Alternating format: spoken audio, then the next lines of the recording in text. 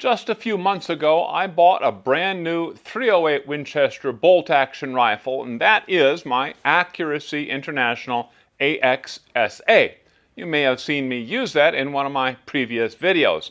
That rifle replaced my Ruger precision rifle that I had for years and had about 1,573 rounds on that rifle.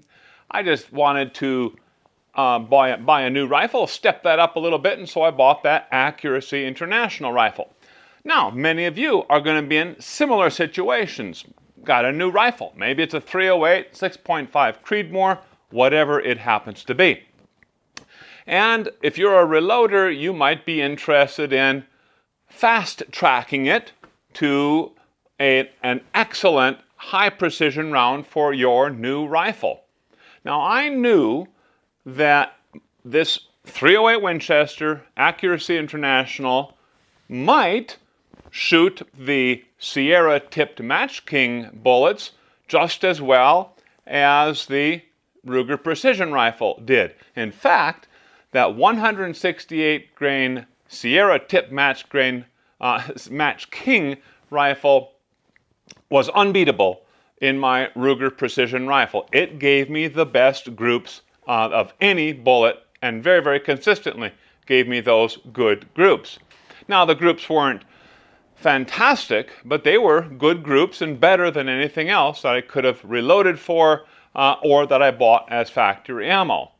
But guns tend to show preference, if we want to call it that, for certain types of bullets. So I didn't automatically assume that that 168 grain Sierra tipped Match King would be ideal for this particular rifle.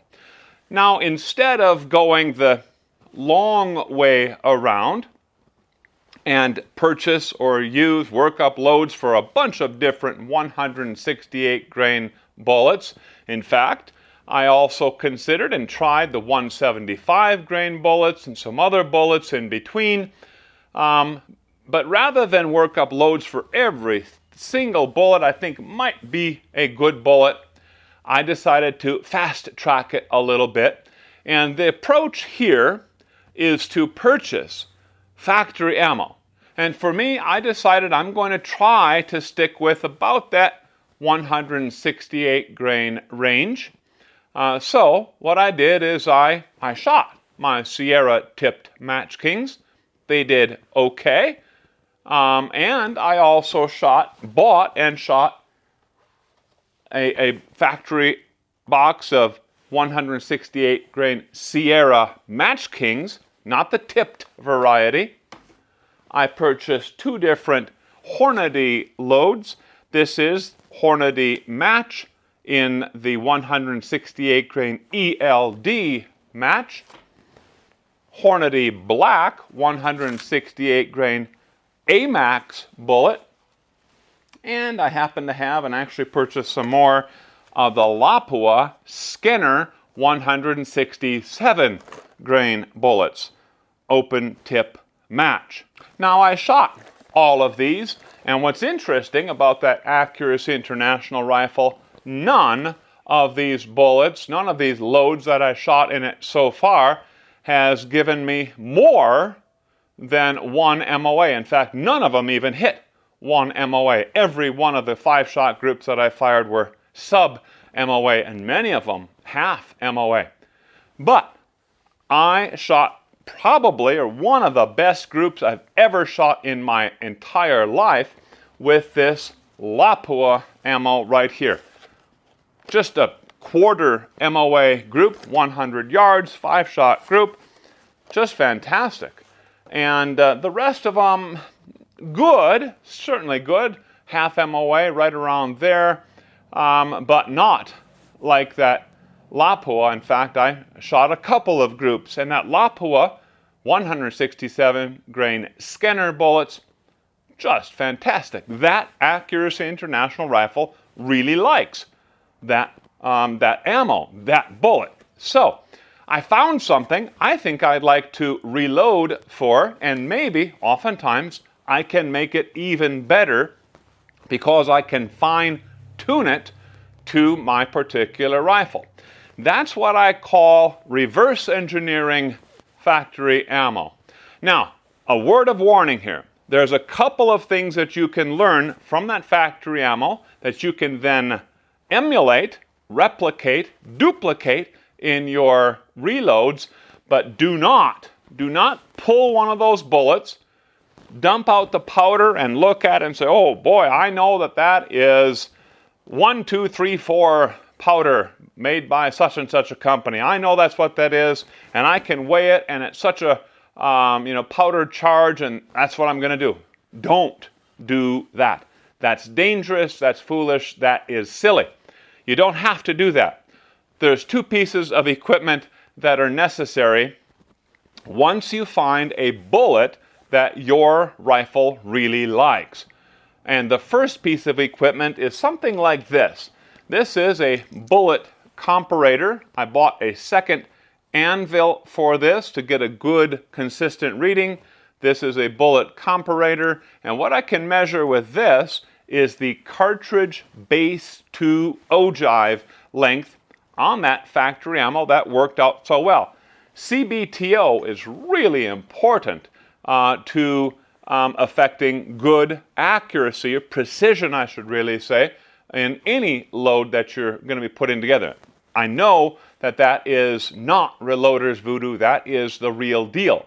It affects the harmonics, the bullet jump, all that good stuff you may have heard about, you may have read about.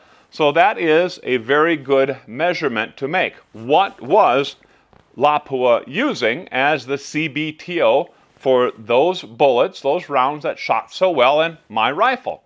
There's another approach that'll give us a similar answer and maybe even a better answer, and that is to use something like this. This is another bullet comparator.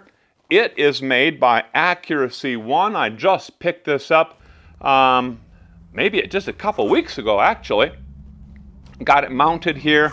Have not made a lot of use of it. I need to learn how to really use this very, very well, so I'm not going to talk too much about it, but I'll say thanks to that viewer who said, hey, have you heard about this thing right here?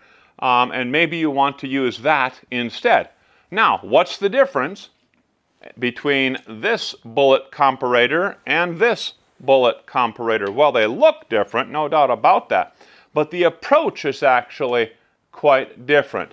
On this Accuracy One bullet comparator, it is not measuring cartridge base to ogive of the bullet. Instead, what it's doing is it is measuring from a datum point along the shoulder of that case to the ogive of the bullet. We could say it's measuring headspace to ogive for the .308 Winchester. Don't know what cute little acronym we can come up with for that, but that is what it's doing. Not CBTO, but that datum point, shoulder, headspace to ogive. And if you think about it, that is probably a better approach. At least it's going to more closely emulate what's actually happening inside the chamber of that rifle. So I'll throw that out there. I haven't proven to myself that one is better than the other. I will say that the Accuracy One bullet comparator is fairly more expensive than this. So if money is part of the issue, this has served me quite well for a number of years, quite a number of years. I don't regret that purchase at all. Maybe the Accuracy One is going to be better. So I need to know that. How was that bullet seated in those cases? What was that essentially seating depth? Once I know that, I can emulate that in my own reloads and I can purchase 167 grain Lapua Skinner bullets pretty darn easily. The other thing I need to know is the muzzle velocity of that ammo. And to do that, I need a chronograph. Okay, so I use my lab radar chronograph to give me the muzzle velocities of those bullets. And once I have those two pieces of information, then I can take a powder. One of the powders that I use routinely is Varget. I used to always like to use Reloader 15, RL15. That stuff has become so difficult to find, I don't even know if it's ever going to be available again. They have come out with an RL 15.5. I don't know. I hope that's not supposed to be a replacement, but I'm starting to shift my loads over to Varget for the .308 Winchester, as well as some of my other rounds that I'm loading for. Now, you might want to try a couple of different powders, especially if you have those powders on hand. You know, another thing that's really, really difficult is not just finding, RL15, but sometimes finding any powder, especially a powder that you like to use or want to use, can be really difficult. And don't even get me started on finding primers.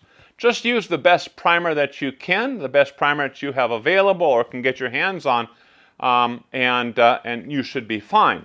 Now, what we're trying to do is we're trying to emulate the muzzle velocity on those rounds that shot so well in my rifle.